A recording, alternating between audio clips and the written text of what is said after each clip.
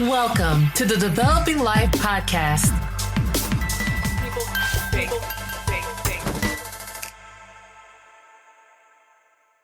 Welcome, everyone. Thank you so much for joining us.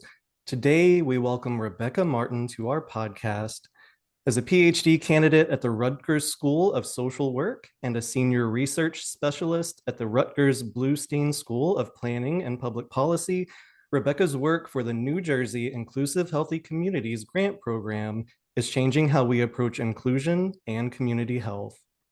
With a diverse background that spans from visual merchandising to service design to social work, Rebecca offers a unique perspective on the power of language, especially as it pertains to fostering inclusion. One's journey has been driven by a commitment to bridge gaps and build coalitions between historically marginalized communities and underrepresented groups, emphasizing the vital role that language plays in social justice and human connection. In this episode, hosted by True Adams, we'll dive into Rebecca's innovative approach to inclusive design and advocacy for evolving communication strategies that center around kindness, understanding, and respect. Take it away, True. Thank you, Devron, and welcome again, Rebecca. Thank you so much for being here. That intro was amazing, but before we jump into all the things that we're going to cover, is there anything more you would like to add about you and your experience? No, that was a lovely introduction. Thank you. Nice. Thanks for having me too. Of course. All right. So I want to start by just jumping into how it all began for you. So could you tell us what actually inspired your transition? I know you were originally in design and visual merchandising. What was the journey between going from that to pursuing a career in social work, where your focus became doing advocacy for aging and disability, for that inclusion of those communities? So what was the journey? How did it look? Because I wouldn't think it was linear, but can you tell us a little bit how you got from A to B? For sure. It's funny because I was thinking, well, it wasn't a very linear journey, to be sure. So I think part of my personal story, which I think is probably where I should start, is that I was diagnosed with ADHD when I was 26. And I think that is an important part of my story. At that time, I was working in retail in stores and as like a department manager. And I think that was, and I enjoyed that work a lot. And I enjoyed the people part of that work a lot, right? The interactions day to day and the managing of people. But it wasn't like my passion or my calling. And I think that part of my story is that once I got diagnosed and I had access to resources and medication and all the things, I feel like that was really a turning point in my life where I started to follow the things that really drove me more to kind of follow my path, right? And so within a year and a half, I was working in corporate retail, managing signage and displays for Toys R Us and Babies R Us for all their new and remodel stores. It was this huge leap. I had moved different states. I was working at corporate. After that, I went to design school at the Hong Kong Polytechnic University, and I did a master's in design practices, which was just a fundamental change in how I think about things, how I think about services, how things are designed. It was a really great program that changed my life. And then, through this, when I was at Hong Kong Polytechnic University, a lot of what I was trying to do kept being about designing for groups of people around belonging, inclusion, trying to figure out ways to alter environments that would be more conducive to people existing in them in ways that felt comfortable for them, that were adaptable for them.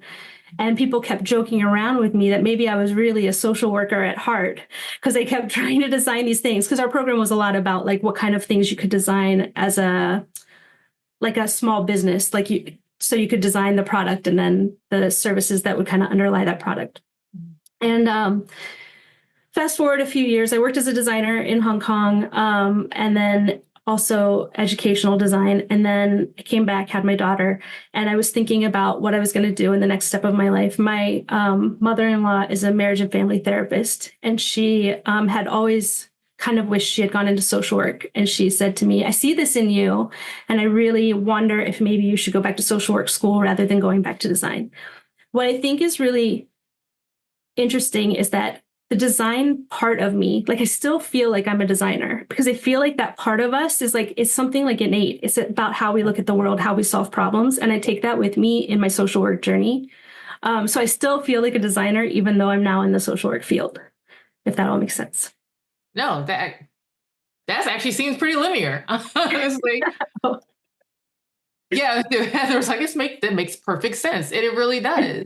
And your focus on that, even while you were in school and in training on language and inclusion, I mean, that's incredibly impactful, and it kind of makes me wonder about how this perspective might kind of go towards like research methodologies. So given the focus on involving research and ways to better reflect changing identities, how do you see that the role of language within this evolution, particularly how we conduct and present research? Like, how do you see that going?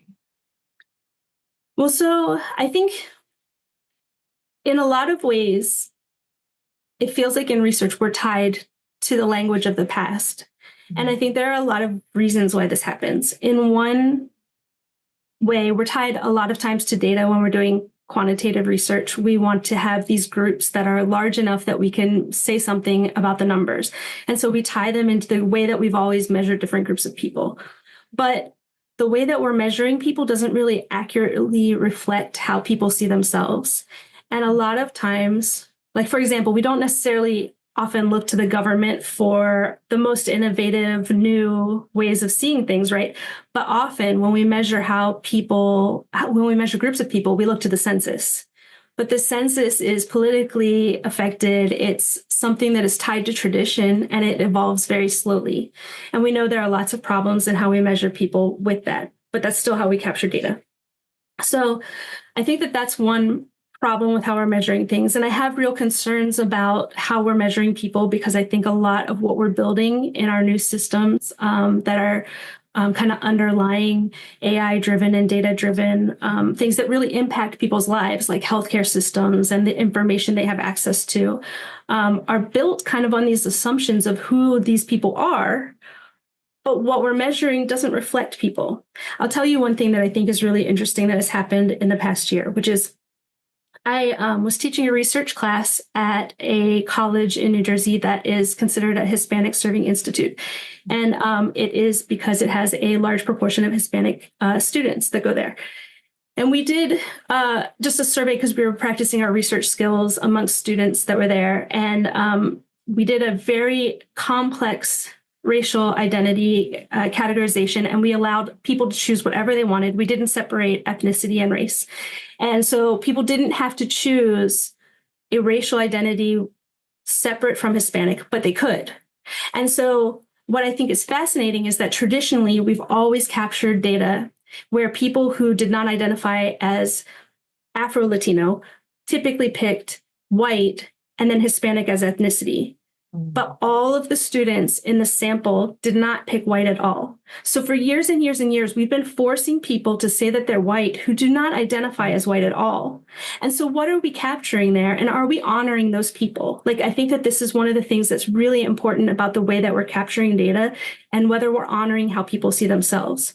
And that's really true with disability as well. One of the things that I'm really passionate about is trying to capture disability data that is aligned with the social model of disability. And the social model of disability says that all people are part of the natural spectrum of what it is to be human, and that disability is part of that.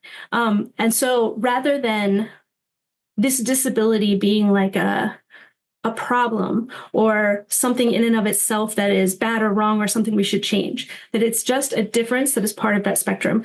And that really, quite frequently, what is disabling is the interaction with an environment that is not built for the needs of that person in mind. Okay. And so what I want to capture is how much the way environments are designed and impact people, how much of an effect that has on how much disablement they experience in environments.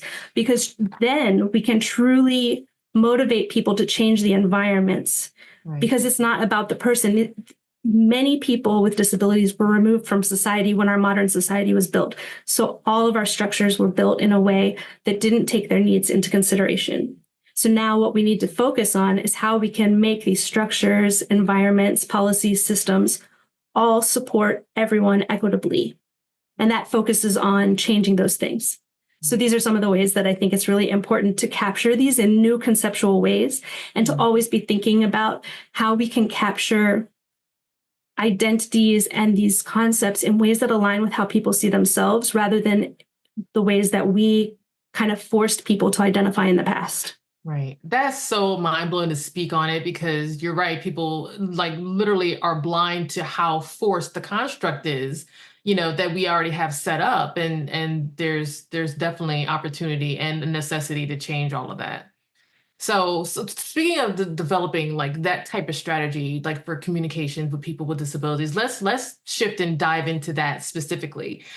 We spoke before, and you were an advocate for a 3-level communication, which included this micro, meso, and macro strategy when engaging with people with disabilities. So could you break that down and elaborate on what that looks like?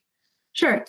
So the 3-level strategy kind of comes from a social work framework that we use in the field, which is based on our levels of practice. So it's micro, meso, and macro practice. And it's easiest if I start with micro and macro, and then we'll get to the complicated kind of messy middle afterward, okay? Yeah. So micro level is the individual to individual.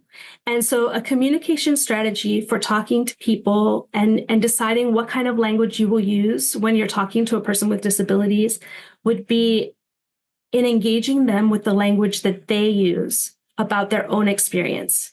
And so whether that is because you're asking directly what kind of language that person prefers, or if you are taking context clues from the language that they're using while they're talking to you and reflecting that back, probably a combination of those two things. Yeah. It's always most important that when you're having a conversation with 1, 2, 3 people in front of you, that you are using the language that they have indicated is most comfortable for them. It doesn't matter if it goes against all of the principles of your organization as a whole, right? Always honor that person in front of you. Then at the macro level, right, which is our big level, it's about our big advocacy, our organizational's message that we're pushing outward.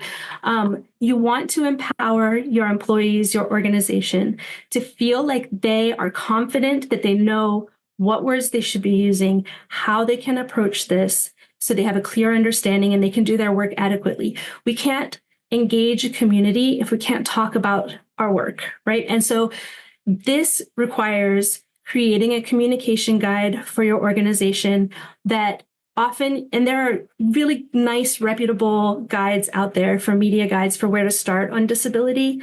And this is something I can provide to you afterward that you could include out for people as resources, but that people could use as a starting point, right? That you can define words that you should be like what words you should always be defining the first time they're used in a communication, what words we lean into. Do you want to always use person first language, which is person with disabilities, instead of identity first language, disabled person, right? So which things is your organization as a whole going to push out a message that's not in a conversation? How are you going to talk about those things? And then have it really clear for your organization so that people know how to do that in a way that is comfortable and consistent. The messy middle with the meso, okay? This is when you're doing your communication with groups of people. And a lot of times when I talk about this, I'm thinking more in terms of like running sort of social service groups or like small community organizing or whatever. But this really could work in any sort of smaller setting where you have maybe more people than you can necessarily use their individual preferences, but more people, but you want to be sure that you're still meeting their needs, right? So you want to give an opportunity for people to provide feedback, but not put people on the spot. You want to tell people, and I say always use transparency about why you've made the choices you've made. So if I'm going to talk about disability and I'm going to use person first language, I can acknowledge that I know that there are differences in preference on this, and I've chosen this because the majority of people in my group tend to prefer it. And that's where I'm standing. And then I'd like feedback. And if you get feedback, you can adapt your strategy. You can also alternate between different preferences. When I worked with people, I used to work with college students with vision impairments. Some would prefer to be called blind, and some would prefer to be referred to as having vision impairments. And I could alternate those in a group meeting so that everybody felt like they were being included and that they were being seen and that their preferences were honored. So a lot of times at the meso level, it's just really important to be transparent about why you're doing the things you're doing and to really solicit feedback about how people would like you to communicate, but not put anybody on the spot. Because that's the other thing I've seen sometimes where people will like call somebody out and ask them, hey, what do you think? Because they know somebody has a disability and you don't want to do that in a public setting. Do you think that's going to be the same approach that organizations can start to adopt, or would there be a little bit of an adjustment for that grander scale? I mean, I do think so. I think that the meso is just something that you wouldn't be using as frequently, right? If you're a major organization, but whoever is informing your strategy, right? Perhaps your macro strategy, instead of, you may start from a point of like using media guides and things like that, but maybe you will form a group of interested parties who would come and be an advisory to your media strategy, right? And then that group, you could use the meso approach on to inform your ultimate strategy for your macro communication strategy. That's amazing. So going back to specific communication, I want to talk a little bit about the etiquette, and you kind of talked about that a little bit. So what have been sort of the common mistakes that you've seen people make, and how do you think would be the best approach to ensure that they, start to immediately correct these things to ensure they're conveying the respect and the dignity that this community deserves? So I think the number one thing is that we are going to make mistakes. All of us, absolutely. We live in this culture that we have a very ableist undercurrent. And as much as we try, even with the best of intentions, it seeps into the things that we say by accident even. And so we have to be aware and okay with that. And in my opinion, the best thing that we can do is just address in the moment any mistakes that we make, if we recognize it, and then, with sincerity, and then move forward, right? That being said, I mean, of course, that's uncomfortable, right? And it puts us in a vulnerable situation, but ignoring it and moving forward immediately undoes any of the goodwill that you've built, right? Absolutely. So it's like, it's such an essential key part of this process is like really owning it when we make a mistake. A couple of things that I think come up a lot are frequently we hear people say like suffering from chronic illness or disability. And that's just like something that we use in kind of the way we talk about these things, or living with disability or wheelchair bound. Some of these words that kind of have traditionally been used, but carry a little bit of a negative connotation. Mm-hmm. And I always say that I think it's really important that we really try to use neutral words, because what we might think an experience is like from outside of that experience might be very different from what somebody's experience is from inside of that experience. Mm-hmm. And so I don't want to assume that you are suffering, that you feel bound in any way, that like, I want to give you a neutral platform to tell me about your experience, right? And so that's one thing that I think is really important. I think when there are things that have been used as nouns in the past, sometimes in dehumanizing ways, it's important to, and particularly like around mental health diagnoses and things like that, it's important to try to use person first language and make sure that that we are centering the person. There are some groups of people who as a whole tend to prefer identity first language, such as the deaf community and autistic community. But as a whole, I would lean into person first language more than identity first language because it is more comfortable for a lot of people. Mhm. But again, I think the most important thing is listening to the people in front of you, because the disability community is very diverse. And then also, you know, intersectionally, different communities have different ways of talking about disability also. And it's really best to really be listening to how people in front of us are speaking about their experience and then trying to use that language first and foremost. Okay. So that actually triggered a totally separate question for me. When you were asking, which I love the fact that you're asking those individuals in those communities how they would like to be received and identified as.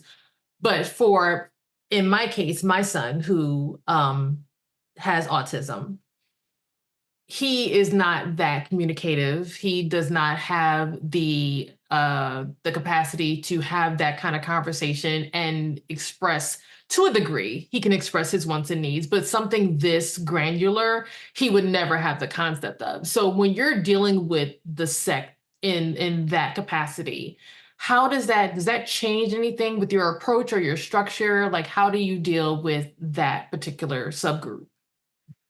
That's a really good question. So I think that, so do you feel that your son has a preference about the language? I honestly do not believe he has a full awareness of what the condition is and how that is going to have him interact with his day-to-day life. It just is what it is. And that's kind of how I've approached his whole existence myself. He is my son. This is just the way that things are. This is our reality. This is how we deal with it. So I personally have never even labeled him until he got to an age where he aged out of school and now we have to go through a whole nother level of care and things like that. So now I have to talk about it more. And I'm like, well, I don't have a name for this, so that's kind of where I'm at with that. You know, and I think it's really, so if, okay, I'll answer this question in two different ways. Okay. Sure. So the first is to say that if he does not have a strong preference about the language, then I think as long as it's respectful language along one of the axes, then it's not really that important. Like it could be person first, it could be identity first. And as long as it's comfortable for him and comfortable for you, then that is important. And I generally say, so I focus a lot on the person with disabilities themselves. When the person with disabilities does not have a preference, then I would say then probably next would be asking the preference of the family member, right? Who is also involved in the conversation. Yeah. The reason I don't prioritize that in the conversation is that sometimes because of sort of the power dynamics with family members and children with disabilities, sometimes parents' preferences are placed over a child who does have a preference, right? So I try to balance that to make sure that people see those as two different stakeholders in the same kind of conversation. But I would say that in this case, if your son doesn't have a preference, then I would want to defer to your preference if I was having a conversation with the two of you. Okay, so that would be my first thing. Yeah. Then secondly, I would say that particularly when talking about things like autism spectrum disorder, where there's such a wide range of ways that that people present and different ways that they interact in the world and communicate, that it's really sometimes the label is almost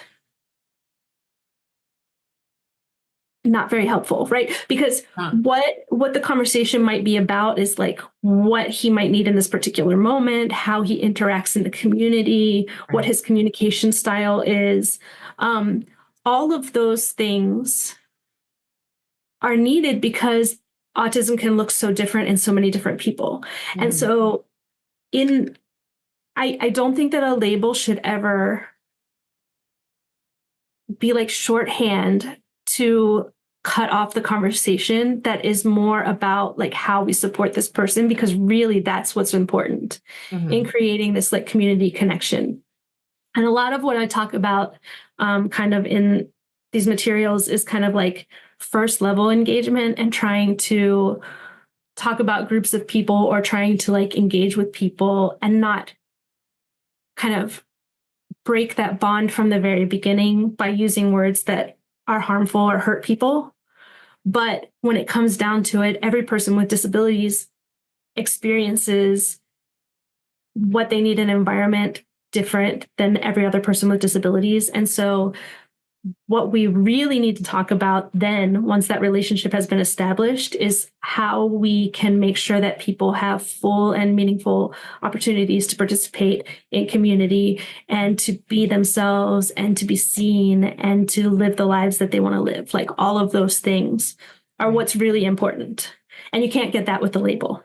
Right. Absolutely. No, I fully agree with that. And even it is as much as you have to really acknowledge and identify that people with disabilities are different individually, but also with each individual, even that disability may kind of be a little fluid, as you know, like my son is not the same person that he was when he first got into the system. And now that he's 21, you know, I have to be able to readily adapt to the things that he learns and the things that he, you know, can hold on to and what his capacity level is. And I think that's really important, especially when we were talking briefly about how the caretaker or the parents kind of supersede, you know, the things that they want to set up for their children. We as parents have to be really cognizant of paying attention, you know, and being active advocates for the needs of our children as they progress through their lives. You know, so I mean, just sidebar, I just had, because my son is aging out a school, and he is now, what I did not do beforehand was to go through the whole guardianship process, because he was still my baby, and I totally forgot, you know, once he turns 18, he actually is an adult. So now we're going through that, and there is a legal assessment that has to come into that in order to eventually approve said guardianship. And the assessor has to speak to my son one-on-one. I was there, but I had to be silent and really listen to their interaction between the two of them without my input. And it was actually really phenomenal to see, you know, and it made me even realize that sometimes I forget, you know, that he's not a quote unquote baby. He does have his own thoughts. He does have his, you know, his own concerns, and the way he was expressing himself, even though it was limited, was his own, and I had to honor that. So yeah, that's extremely important. I'm so glad that type of discussion and that type of thought process is being more relevant, becoming more relevant, and instituting. It's just a great thing. Yeah, I love that. So before I get emotional, Can I say just one thing too? yes, Because what you just said also, you highlighted that he has changed over time. And I just want to point out that that is also one of the things that I think is so relevant when we're capturing data, because you had asked me about like how we measure these things, is that also people vary from day to day, like how many stressors he goes through in a day and how many things like, but the way that we capture data around disability is often like just this moment in time, right? Like it's just, and you can't capture all that there is to know about how someone is interacting in the world and their experiences in one moment. And I think that that's really important, because for some reason, while we understand that people without disabilities have a whole range of good days, bad days, days when we are successful, days when we fail, all of these things, and that's within the full range of what is expected in the human condition, for some reason, we think that what it is to be a person with disabilities is static, and every day is the same, and every day has to be a success. And if it's not, like there's no opportunity to fail. And if there's a failure, then that's a sign of the disability. It's not just a part of life experience. Like there's a dignity in failure. And we have to allow people with disabilities to have the opportunity to fail. So I feel like the variation that we have to be able to measure for people with disabilities needs to be honoring the full spectrum of life experience from day to day, recognizing that every day is not the same for anyone. Yeah. And I just wanted it's the same grace we give to ourselves. So why would we not apply that to, Exactly. Because I think there's a myth that people with disabilities have to strive every day. They have to overcome every day, right? And that's not realistic or fair to put on anyone. No. Absolutely. Wow. That was a great point. I'm so glad we delved into that. Okay. So I got over a little bit. Let's move on. I want to talk a little bit about what you spoke on about coalition building between underrepresented groups and the strategies that you found more or the most effective in uniting those diverse communities. So could you talk a little bit about that being a key aspect of your work now and kind of share a story that highlights that effectiveness in those type of strategies? So I think, a part of what I'm doing now is that in my work, I guess I haven't even really talked about my work very much. I am the project manager for the Inclusive Healthy Communities grant program that is funded by the New Jersey Division of Disability Services.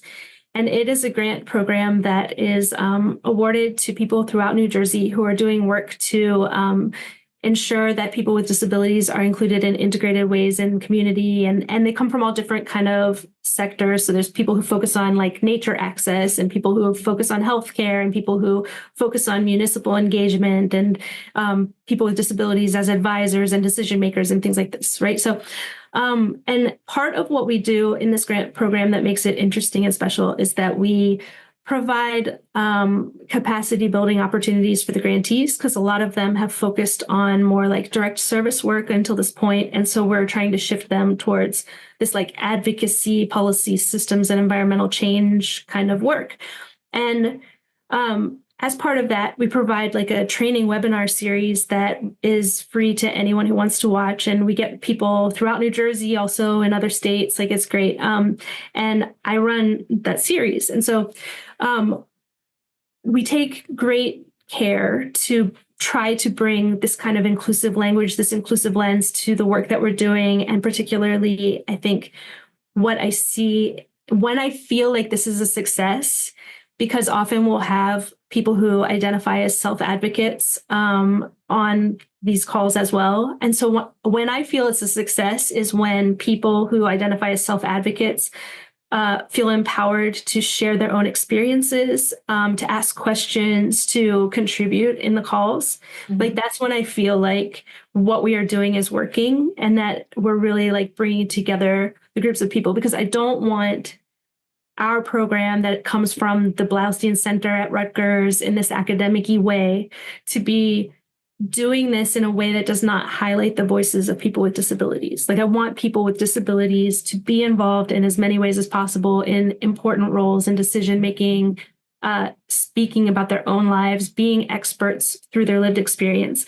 And so, and more, we have had people who identify as self-advocates who attend these calls and contribute. And I feel like that has really been a win, because not only is it showing that we're providing that meaning to them, but also it's an excellent opportunity for people who don't have that connection yet with people with lived experience to really hear from them directly and to see what a benefit it is to have people advising you on the projects that you're working on.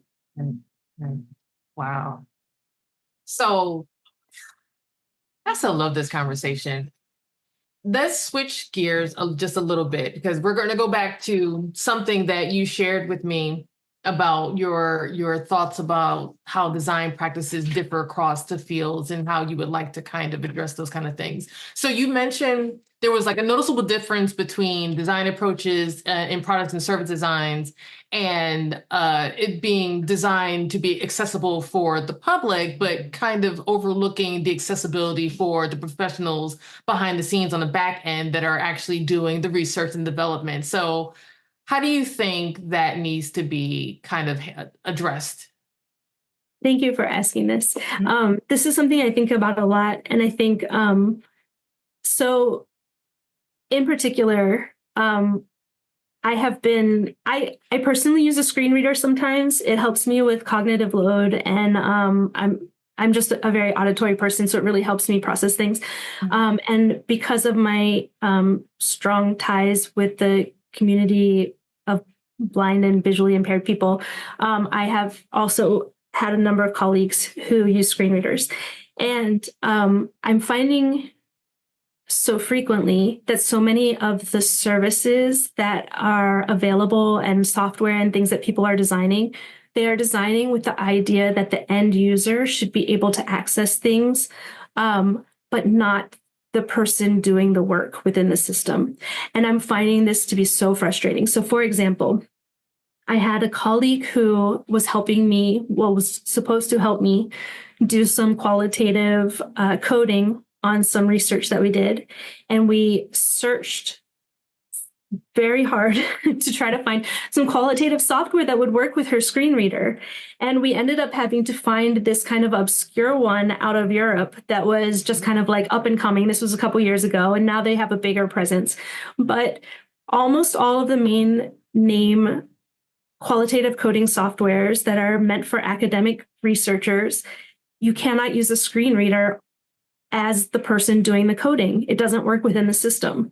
You can output all sorts of reports and things after you've done that and share them out, and those are all accessible, but things are not being built for the professionals to be accessible. And this is true of like HR systems. This is true like in all sorts of different kinds of processes.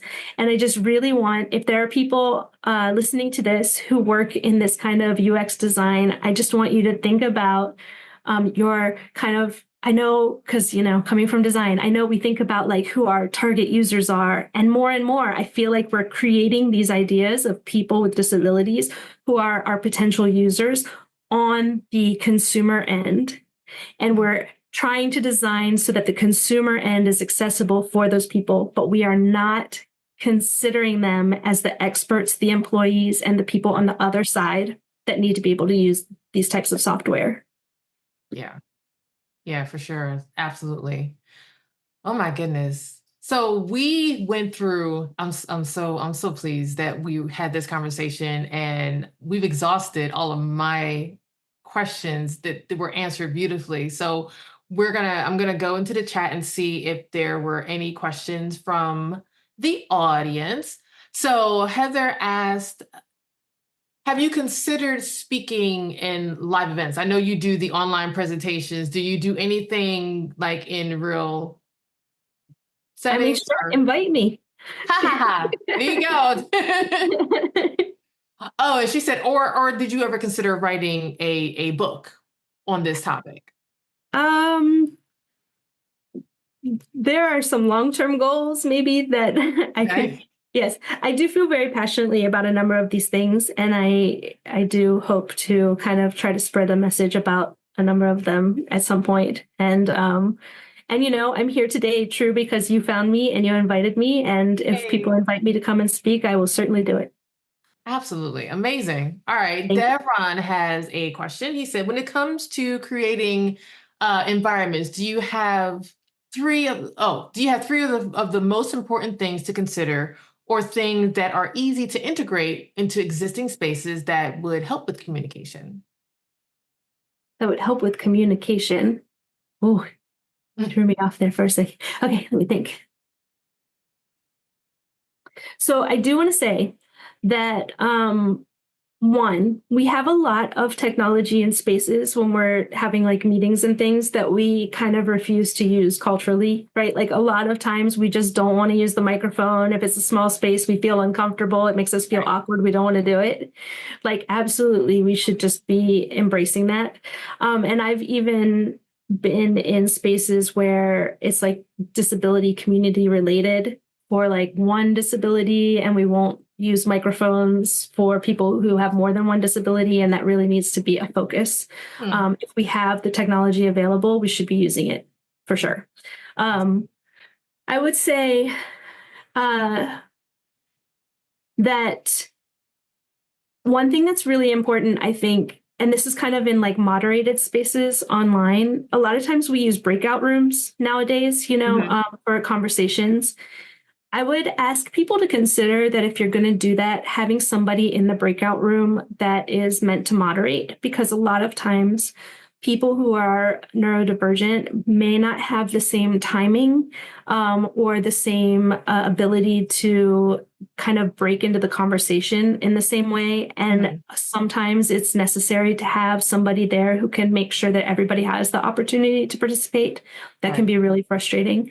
I had a speaker who I worked with for inclusive healthy communities, and he uses assistive technology device for speaking, augmented communication.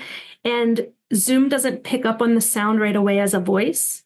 And so when he is speaking with his device and someone else speaks, it automatically goes to the other voice as the first voice. So it's very, very difficult for him to break in. So there are many reasons why it would be really great to have somebody in that kind of role.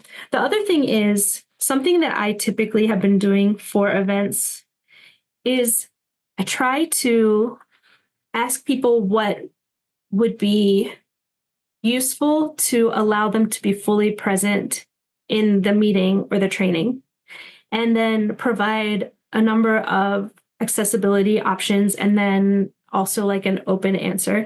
And I ask this not as an accessibility question necessarily, or like disability, like not tied to disability, and also not as an accommodation, because I think there are often ways in which even people who don't identify as having disabilities know that they can absorb information better with certain supports.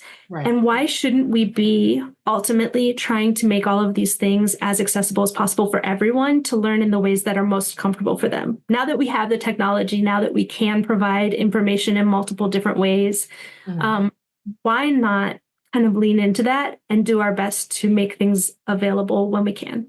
So I would just say that kind of providing that as an overall, and it kind of takes away the stigma of having to ask for something in a different format or to have a certain service turned on, because it's available to everyone. It's already there, right? Smart. All right, moving on. Thank you for that. Also ask, how do we become more connected to groups, organizations, and communities focused on inclusion and actively creating a real impact? So how do we reach out and start networking and start building these structures? That's a great question. So the Inclusive Healthy Communities grant program that I'm a part of what we do is we try to create this community and this network. So certainly if you have an interest and you want to reach out to me, like I will help connect you to people who are also doing this kind of work and interested. You can check out our website, which is inclusivehealthycommunities.org, and see the different kinds of programs that have been involved. Additionally, I think, every place that is doing a focus on DEI, DEIJB, DEIA, like whichever version of that we are doing, really like disability should be a part of that. And I think that it's gotten lost in some of it, right? But, disability is overrepresented in nearly every group that is otherwise like marginalized by other social identity, right? Like it is higher represented in people of color. It is more people are LGBTQ who have disabilities. Like there are just, so any group that you are trying to support, if you're trying to create an environment that is inclusive for the whole person, then disability is relevant. So I would say, please, if you're already involved in this kind of work in supporting other people, please try to consider what you might be able to do within kind of your own house as well. And if you need guidance or where to find resources, like please reach out to me too, and I will help you find them. Nice. So for what you do in that organization, he also asked, like, how do we train teams to communicate effectively and empathetically with individuals? Is that part of the things that you support and give guidance for? Can you repeat that one? Yeah, Sorry. sure. So how do we train our teams to communicate effectively and empathetically with individuals from diverse backgrounds and with different abilities? Well, I think we do have so all of our previous webinars are all available on our website. So please feel free to peruse those resources. I think that many of them are useful. We're also always sort of leaning into new trainings on that as well. Awesome. I think I would have to find other resources for you if you had a specific interest you were looking for. I'll ask him if was there anything specific he was actually questioning, but if not, we will move on. With another question, where do you see yourself within the next 5 years? And can you please, for the audience, say where to contact you? I know we already joked that you don't really have a presence online, but ways to actually connect with you for more information. Okay. Well, you can email me at rebecca.martin@rutgers.edu. I'm Rebecca with 2 C's. And you can contact me on LinkedIn, and my profile is Rebecca-Martin-LSW. Okay. Yes. And then where do I see myself in the next 5 years? Yes.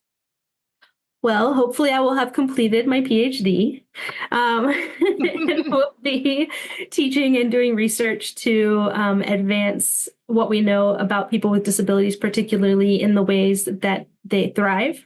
I feel like so much of the research that we have available to us is about disability in ways that seems unempowered. And so much of the research has been done, for example, until recently, bringing it back to autism research, but there's been this kind of fallacy that people with autism don't have empathy. Like that's even sort of been part of the diagnostic sort of understanding people have of people with autism. But now, recent research, now that there are researchers with autism starting to ask some of the questions, right?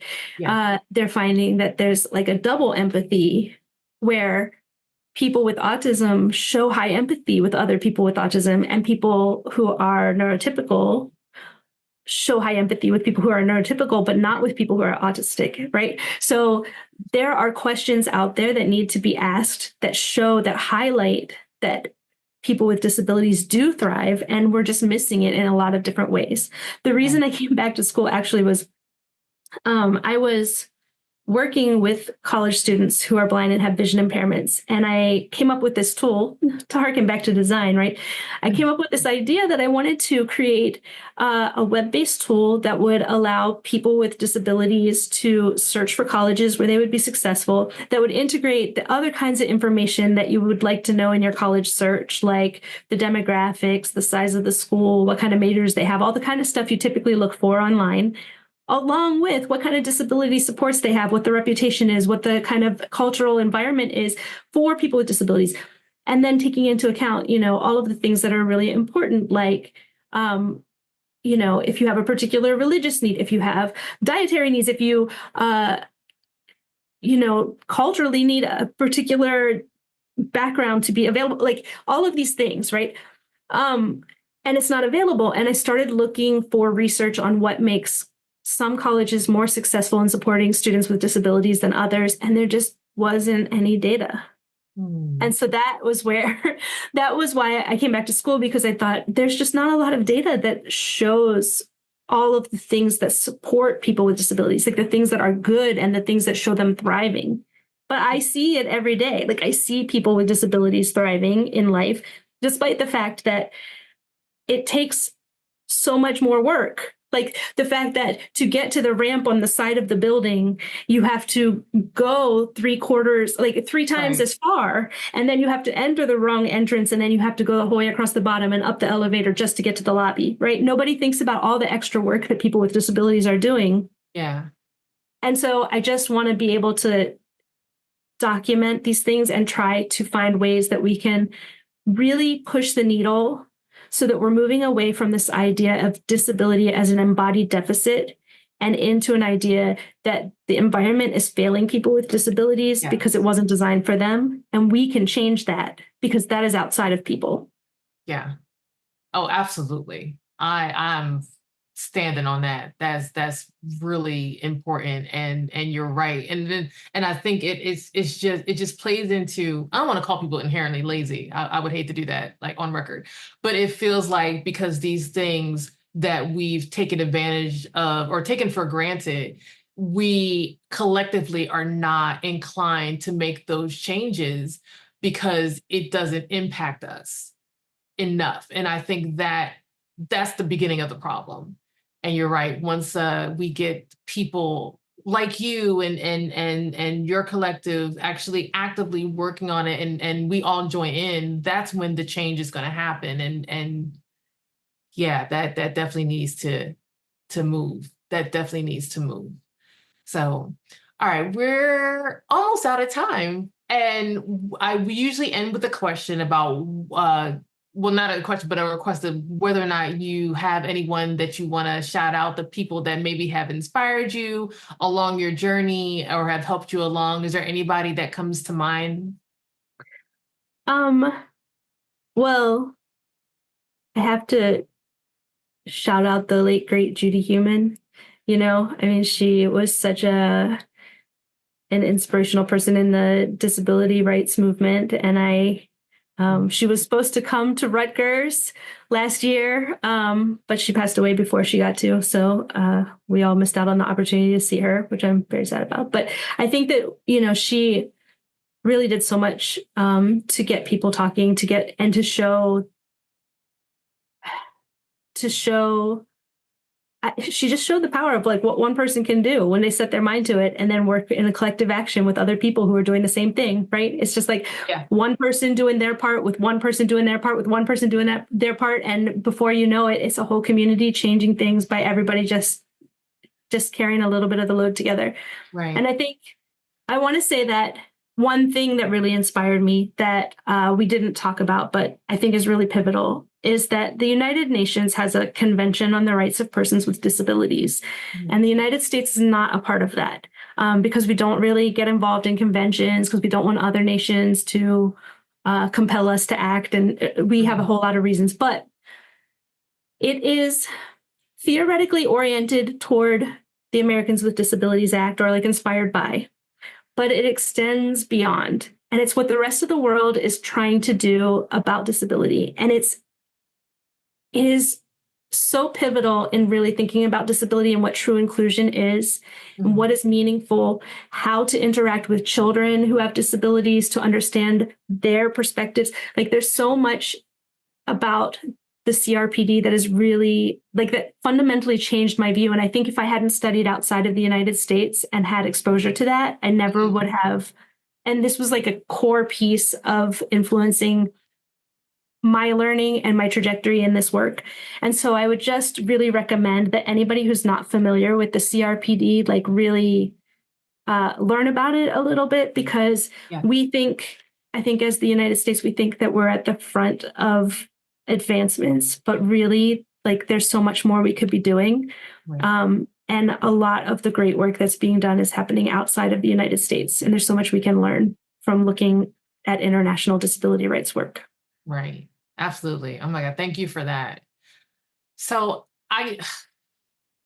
Becca, thank you so much for being here and for talking. This was really important for me to have this conversation. And I'm sure it's going to be very pivotal for a lot of people that listen in to what you had to say and the things that you had to share. So we so appreciate you coming to speak with us. And yeah, is there any final thoughts for you or? No, just thank you so much for having me. I really appreciate it. It's been such a lovely experience being around my design-minded people and getting to share this with you. I appreciate you opening your hearts to the things that I'm passionate about and really welcoming me in. So thank you. Absolutely. Thank you so much. Thank you. Hey everyone, Devron Bowman, founder of The Developing Life here. Just wanted to say thank you so much for tuning in to today's episode. If you enjoyed the conversation, don't forget to subscribe so you don't miss out on future episodes with thought leaders, designers, and change makers. If you'd like to dive deeper into today's topics or you have thoughts that you'd love to share, feel free to join the conversation with us on social media by following the Developing Lives channels on LinkedIn or any of our team members. We would love to hear your takeaways and keep the dialogue going. If you know someone who'd find value in these conversations, please share the podcast with them. It's one of the best ways to help us grow this community of creative minds. Lastly, reviews make a huge difference. So, if you have a moment, leave us a quick rating or a few words on your favorite podcast platform. Not only will it mean the world to us, but it will also help more people discover the show. Thanks again for being part of the Developing Life. Together, we're building a community where creativity thrives and connection grows. Until next time, stay curious, stay creative, and keep developing.